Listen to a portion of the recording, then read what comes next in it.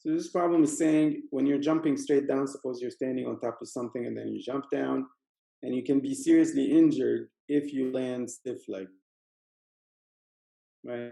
Well, so one way to avoid injury is to bend your knees upon landing to reduce the force of impact. And we can see it manifest in the numbers here.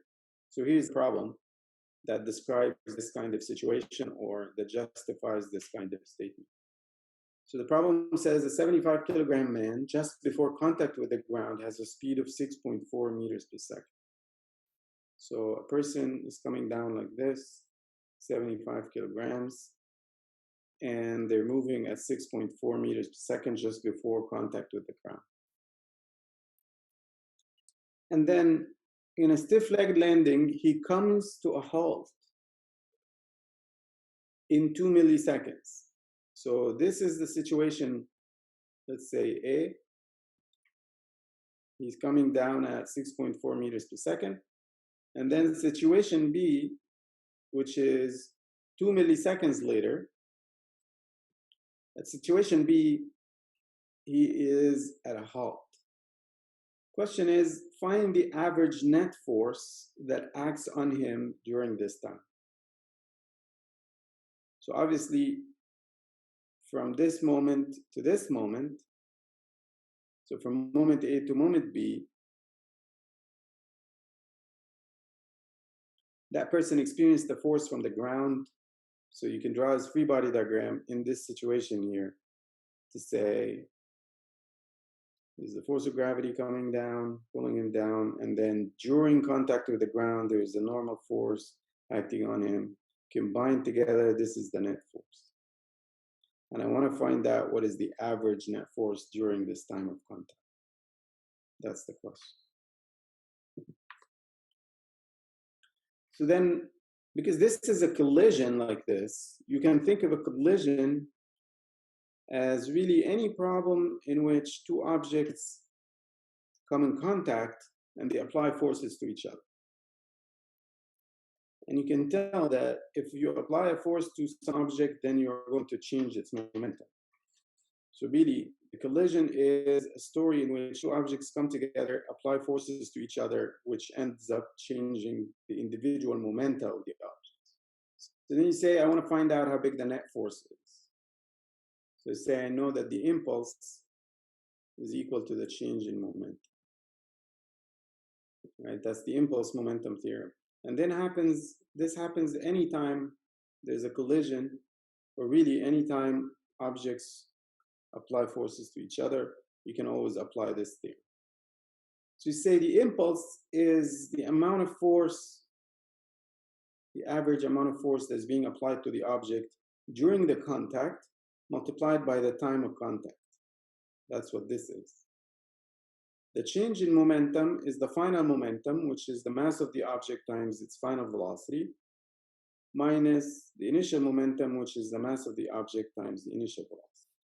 The question is asking, find the average net force. So that means only this piece. So that means if I divide both sides by the time, I can get that.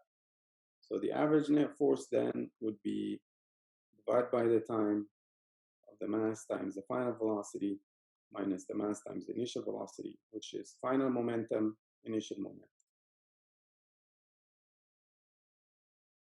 And notice all of these vector signs that I'm keeping, all these arrows. I'm keeping these with me because I'm going to have to think about the direction of everything. So the net force then is equal to the time of contact.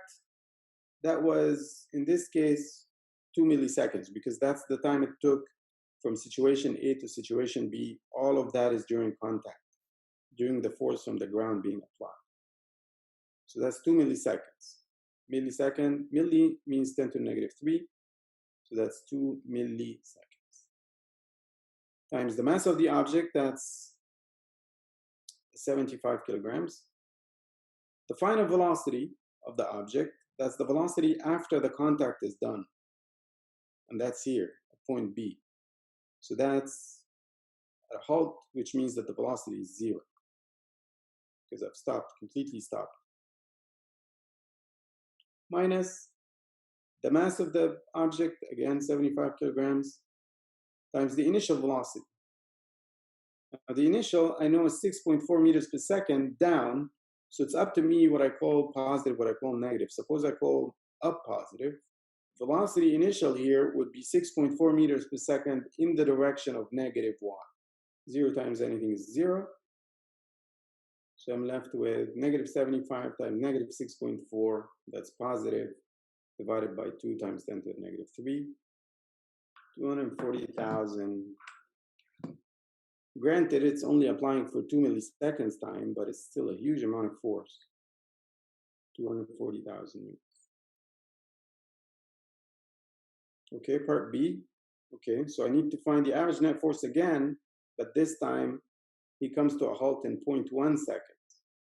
So the only thing that is going to change in this whole story is the amount of time it took for that person to come to a halt.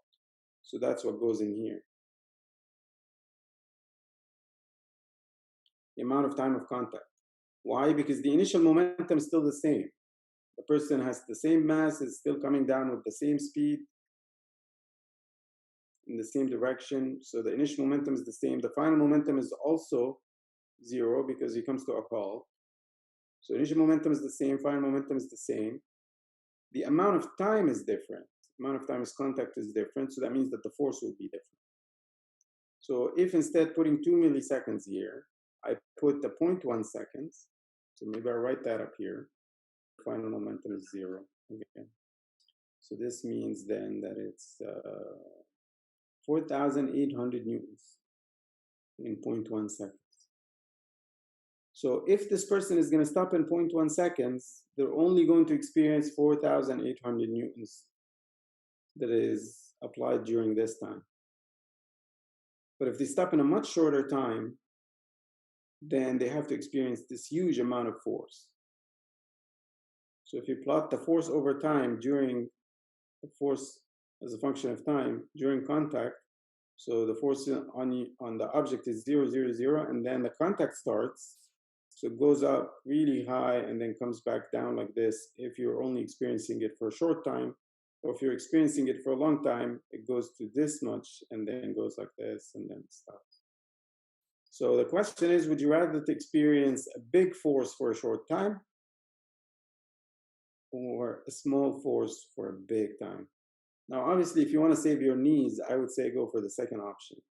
And this principle, by the way, this principle applies in a lot of different applications, right? So there are lots of applications for this kind of physics. For example, if you think about airbags, what are airbags doing? You know, when if God forbid you get into an accident, then your body has its own momentum. You're moving forward, so you have momentum, and then you're going to collide with something, either the steering wheel or the airbag. Which would you rather collide with? If you collide with the steering wheel, that's going to take a short time because you're going to stop right away. It doesn't have any give. But the airbag has give. So when you collide with it, it takes a long time for you to stop.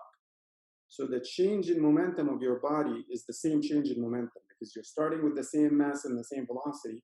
You're ending up with the same mass and the same velocity, right? Which is 0 because eventually you're going to stop. But the question is, do you want to stop in a short amount of time, quick shock? That means a big force for a short time, or do you want to take a long time to stop, which means a very long time, but a much smaller force? So that's what the airbags are doing. They're elongating the amount of time of the crash, of the contact, so that you take your time to stop so it doesn't damage your body. The same thing if you think about it, the body of the car itself. They used to make these bodies out of really heavy metals and thinking that the metals are going to protect you. They protect the body that's inside. But turns out that the metals don't have any give. So when the cars collide, they stop very quickly. And so all of the momentum of the person, you know, it exerts a lot of force on them because they have to stop very quickly. But if the car bodies are made out of materials that sort of crumble, then, or that crease, I guess, sort of turn into an accordion-like structure, it basically takes the shock, absorbs the shock over a much longer time.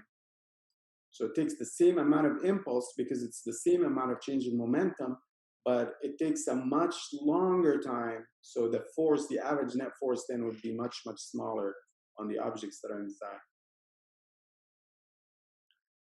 Same is true for seat belts themselves, right? Seat belts, if you test them, they don't just, it's not like you're tying yourself with a rope to the chair. That has no give at all.